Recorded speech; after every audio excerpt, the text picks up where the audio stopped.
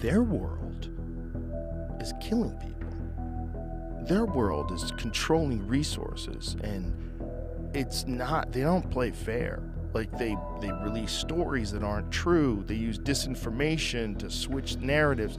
They have social media posts that aren't real so they can get people riled up about certain things. And then they're also coordinating military attacks. That's their world. We just don't think about that world because we're not in that world. But people have been in that world since the beginning of time. What they've done with us is they've sheltered us in such a way. In the early hours of October 7th, 2023, a startling attack unfolded in the heart of the Middle East. Hamas operatives, armed with advanced tactics and an arsenal of rockets, pierced through Israel's defenses, igniting a conflict in a region already marred by decades of strife. Now, Joe Rogan has revealed a terrifying truth about the Israel-Hamas war.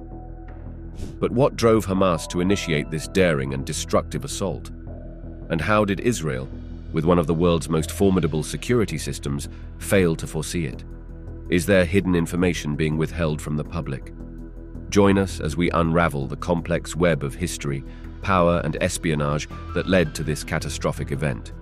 This Israel thing, like, it scares the shit out of me. Yeah. It scares the shit out of me. Because when I see something like that happen, you know, there's no clear way this resolves peacefully. Like, this is bad. This is real bad. And Israel's gonna go into Palestine, they're already bombing, and it's all...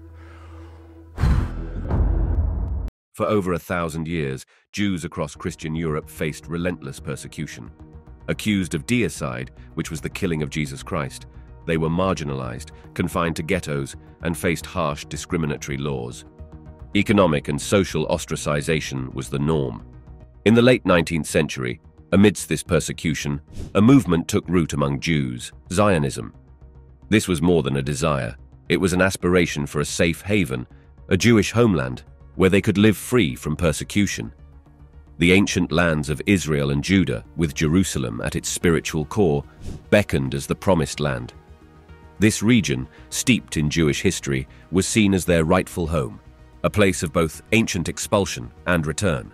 The Zionist movement gained momentum, appealing to Western powers for support, especially as Jews from Eastern Europe and Russia began migrating to Palestine, then under Ottoman rule. The roots of Zionism were also nourished by the rise of nationalistic movements across Europe, inspiring Jews to seek their own national identity and sovereignty. Theodor Herzl, a key figure in the Zionist movement, advocated for the establishment of a Jewish state as a response to the widespread anti-Semitism of the time. He and other Zionist leaders saw the creation of a homeland as essential not just for the safety of Jews, but also for the preservation of their cultural and religious identity. This sentiment was further fueled by the Dreyfus affair in France, where a Jewish army officer was wrongly convicted of treason, highlighting the pervasive nature of anti-Semitism in Europe. Thus, Zionism evolved from a fringe idea to a mainstream movement, galvanizing Jewish communities worldwide around the shared goal of establishing a Jewish state. Palestine also holds profound significance for Muslims around the world, a sentiment deeply rooted in its religious and historical connections. Central to this is Jerusalem, home to the Al-Aqsa Mosque, the third holiest site in Islam. According to Islamic tradition, it was from here that the Prophet Muhammad ascended to heaven during the Isra and Miraj, a pivotal event in Muslim belief. Beyond its religious reverence, Palestine symbolizes a rich Islamic heritage, dating back to the early days of the religion when it was under Muslim rule for centuries. This historical depth adds layers of cultural and emotional importance to Palestinian lands in the Islamic world. So how did this place become one of the epicenters of a huge global conflict between Israel and Hamas? And what terrifying truth did Joe Rogan uncover about the war currently happening? World War I reshaped the Middle East. The Ottoman Empire's collapse led to British and French control of the region. In a pivotal moment in 1917, British Foreign Secretary Arthur Balfour sent a declaration to a leader of the British Jewish community, promising the establishment of a national home for Jewish people in Palestine. This Balfour Declaration ignited hope among Jews, but sowed seeds of future conflict. The Balfour Declaration, while a beacon of hope for Jews, was seen as a contradictory promise by the Arabs, considering the earlier assurances made by the British to Arab leaders for supporting the fight against the Ottoman Empire. This contradiction led to a sense of betrayal among the Arab population, who had expected the post-war period to bring greater autonomy and self-rule to their lands. The declaration did not specify the nature or boundaries of the Jewish national home, nor did it clarify the status of the Arab inhabitants, leading to ambiguity and contention. As Jewish immigration to Palestine increased in the years following the declaration, tensions escalated, culminating in sporadic violence and protests. This period marked the beginning of the Arab-Jewish conflict in Palestine, setting the stage for the complex political and social struggles that would characterize the region throughout the 20th century and beyond. Post-World War II, the Holocaust's horrors added moral urgency to the Zionist cause. The Holocaust, a grim chapter in human history, significantly bolstered the Zionist movement. The systematic persecution and extermination of 6 million Jews by the Nazis underscored the desperate need for a safe haven. In this place, Jews could be free from the fear of such atrocities. This tragedy galvanized international support for the establishment of a Jewish state. The United Nations, in 1947, voted to partition Palestine, proposing separate Jewish and Arab states. However, the plan was rejected by Palestinian Arabs and neighboring Arab countries, leading to the first of several Arab-Israeli wars following Israel's declaration of independence in 1948. Following Israel's declaration of independence in 1948, a series of Arab-Israeli wars erupted, profoundly shaping the geopolitical landscape of the Middle East. Almost immediately, neighboring Arab states, including Egypt, Jordan, Syria, and Lebanon, mobilized their forces and invaded the newly established state of Israel. These wars were not only military confrontations, but also emblematic of the region's deep-rooted political and territorial disputes. The 1948 Arab-Israeli War, often referred to as the War of Independence by Israelis and the Nakba, or catastrophe by Palestinians, resulted in significant territorial losses for the Arab states and the displacement of a large number of Palestinian Arabs. Subsequent conflicts, like the 1956 Suez Crisis, the Six-Day War of 1967, and the Yom Kippur War of 1973, further altered the regional dynamics, with Israel expanding its territory and solidifying its position as a central military power in the Middle East. The rise of Palestinian nationalism and the subsequent formation of Hamas in 1987 was pivotal in the historical landscape of the Israel-Palestine conflict. Fueled by a growing sense of disenfranchisement and the impact of regional conflicts, Palestinian identity and aspirations for statehood gained momentum. Hamas, an offshoot of the Muslim Brotherhood, positioned itself as a resistance movement against Israeli occupation, advocating for Palestinian rights and statehood. This period also saw a shift from primarily secular nationalist movements like the Palestine Liberation Organization to more religiously oriented groups like Hamas.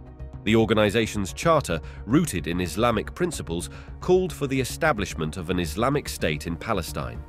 Hamas gained popularity for its social welfare programs, which addressed some of the basic needs of Palestinians in Gaza and the West Bank, areas often neglected by other factions.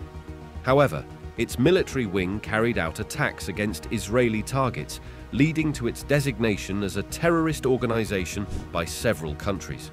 So, as we look back at this complex history, a question lingers. How did these historical instances lead to the events of October 7th, 2023? On October 7th, 2023, a day that will be etched in Middle Eastern history, Hamas launched an unprecedented attack on Israel. The dawn of that day saw Gaza-based Hamas operatives unleashing a barrage of thousands of rockets, a display of military might that broke through Israel's highly fortified defenses. This wasn't just a military confrontation, it was an attack that reached into the very heart of civilian life. Communities were shattered, and a music festival symbolizing peace and unity became a scene of chaos and despair. The impact was immediate and devastating. Civilian casualties soared, and the death toll continued to rise, marking one of the gravest escalations in the region's history. The civilian population in Gaza bore the brunt of the devastation. leading to a humanitarian crisis of immense proportions. Hospitals, schools, and homes were damaged or destroyed, and thousands of people were displaced from their residences, further exacerbating the dire living conditions in Gaza. But why now? Why did Hamas, locked in one of the world's most impoverished regions and known for its militant posture, choose this moment for such a bold and aggressive move? This action wasn't an impulsive decision, but the culmination of a complex interplay of history, geography, religion, power, and politics. The strategic timing of Hamas's actions can also be understood as a response to both internal and external political pressures. Internally, Hamas faces the challenge of maintaining its relevance and authority among Palestinians, especially in competition with other factions like Fatah. Externally, shifts in regional alliances and global politics, such as changing attitudes in Arab countries towards Israel, may have influenced Hamas's decision to act at this particular moment. Additionally, economic and humanitarian crises in Gaza have put additional pressure on Hamas to assert itself on the regional and world stage. By launching an attack of this magnitude, Hamas possibly aimed to reinforce its position as a key player in the Palestinian struggle and to draw international attention back to the plight of the Palestinian people. This attack suggests a significant shift in strategy, possibly reflecting a change in regional alliances, shifts in internal political dynamics, or a response to long-standing grievances. Was it a statement of power, a desperate cry for international attention, or a strategic move in the ever-complex chessboard of Middle Eastern politics? As we delve deeper into the motivations behind this shocking event, one question lingers in the air. What does this escalation mean for the future of a region already burdened by decades of conflict? In Middle Eastern geopolitics, intelligence plays a crucial role. The October 7th attack by Hamas on Israel stands as a stark example of intelligence dynamics at play, marked by a significant failure on the part of the Israeli Defense Forces, IDF, and a surprising success in operational security by Hamas. As highlighted in Joe Rogan's discussion with ex-CIA operative Mike Baker, this event was not just a mere oversight, it was a profound intelligence failure. The IDF, known for its robust and sophisticated surveillance and intelligence network, was caught off guard. Rogan emphasized the sophistication of Hamas's planning, which played a pivotal role in this scenario. It raises the question, how did one of the world's most advanced military forces miss the signs of an impending large-scale attack? The answer lies in the intricacies of Hamas's operational security. They displayed a level of sophistication that was, in many ways, unprecedented. Their strategy involved tightly controlling information, limiting the dissemination to a very select few within their ranks. This approach of compartmentalization was key to keeping the operation under wraps. Further insights from Rogan's interview shed light on the role of the Islamic Revolutionary Guard Corps in this operation. The Islamic Revolutionary Guard Corps' involvement suggests external support for Hamas and a level of tactical and strategic planning that goes beyond typical militant operations. The training and resources provided by the Islamic Revolutionary Guard Corps were likely instrumental in the execution of this complex and, unfortunately, successful attack. The Islamic Revolutionary Guard Corps is designated as a terrorist organization by several countries, including the United States. It is considered a branch of Iran's military and is responsible for various activities, including supporting militant groups in the Middle East. Moreover, the attack's success was also due to Hamas's effective use of Gaza's underground tunnel networks, which bypassed conventional surveillance methods. Combined with disciplined operational security, this utilization of the tunnels created a blind spot in Israel's intelligence apparatus. This intelligence failure and the success of Hamas's secretive planning lead us to ponder a crucial question. In an age where surveillance technology is more advanced than ever, how can such a significant operation go undetected? And what does this mean for the future of intelligence gathering in conflict zones? The political and military strategies underpinning the Israel-Hamas conflict are as complex as they are crucial to understanding the events of October 7th, 2023. In the years leading up to this catastrophic attack, the political climate in Israel had been marked by a certain level of complacency towards Hamas. This sentiment was not born out of ignorance, but perhaps from a perception of stability or an underestimation of Hamas's capability and intent. Israel, with its advanced military and intelligence machinery, might have perceived the existing status quo with Hamas as a manageable risk, focusing more on internal political dynamics and other regional threats. This complacency, however, may have contributed to the intelligence oversight that failed to foresee the scale of the impending attack. On the other side, Hamas's long-term strategic goals have always been more than just military confrontations with Israel. Their tactics suggest an aim to reshape the political and social narrative within and beyond the Gaza Strip. For years, Hamas has been attempting to alter its dynamic with the Israeli government, oscillating between phases of aggressive military actions and periods of relative calm. The attack on October 7th can be seen as an extension of this strategy, possibly aimed at disrupting the status quo and projecting power to both internal and external audiences. Moreover, Hamas's approach has been about more than just immediate military gains. It's also about influencing public perception and garnering support or sympathy from the international community. Each military engagement, each confrontation, serves to reinforce their narrative and position in the long-standing conflict. In light of these strategies and the resulting devastating attack, one must ask, how will this shift in tactics affect the future of negotiations and the ever-delicate balance of power in the region? And what does this mean for the ordinary people caught in the crossfire of this enduring conflict?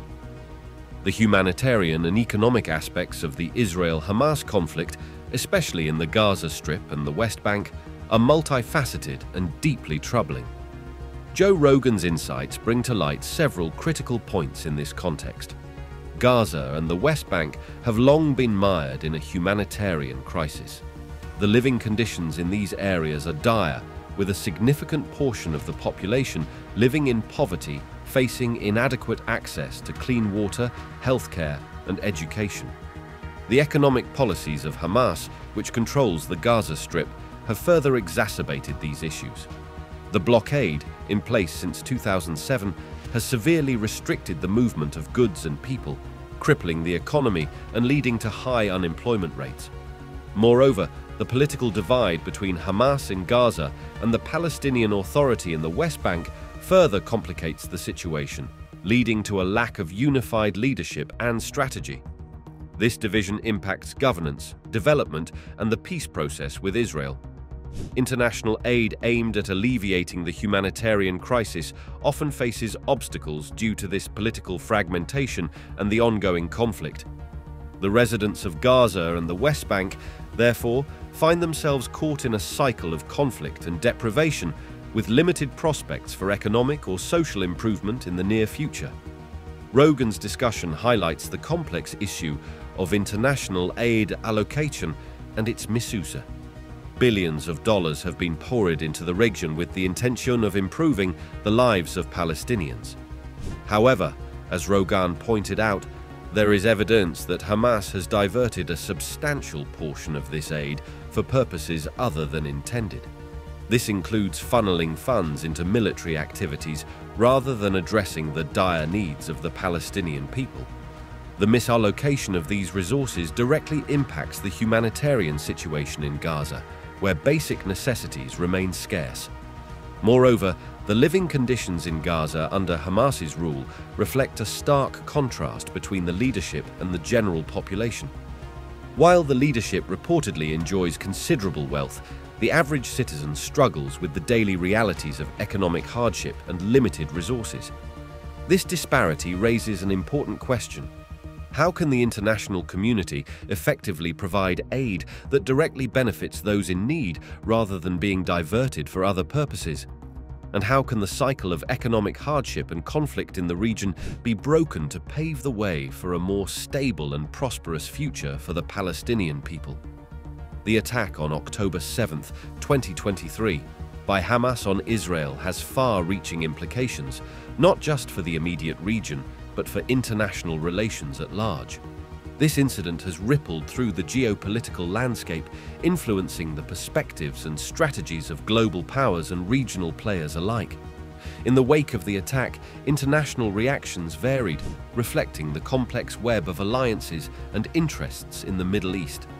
Major powers and regional actors have often been divided in their approach to the Israel-Palestine conflict, with some countries staunchly supporting Israel and others expressing solidarity with the Palestinian cause. This event has intensified these divisions, prompting a re-evaluation of diplomatic stances and military strategies. From a regional perspective, the attack has the potential to alter the dynamics between neighboring countries and factions within them. It could lead to shifts in alliances, with countries reassessing their positions based on the evolving situation.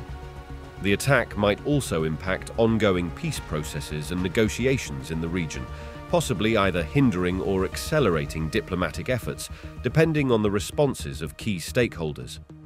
Globally, the incident has prompted discussions in international forums, with calls for renewed efforts towards a lasting peace in the region. The United Nations and other global bodies face the challenge of navigating the diplomatic intricacies while attempting to de-escalate tensions and foster dialogue. The positions of major powers like the United States, Russia, China, and the European Union are particularly significant, as their influence can shape the course of events in the aftermath of the attack. This situation raises a critical question. How will the international community balance its diverse interests and perspectives to effectively address the fallout of this attack? And what role will global diplomacy play in shaping the future of the Israel-Hamas conflict and the broader Middle Eastern geopolitical landscape? Thanks for exploring with us on Beyond Discovery. If you enjoyed these revelations, click now on the next video that pops up on your screen. It's unbelievable.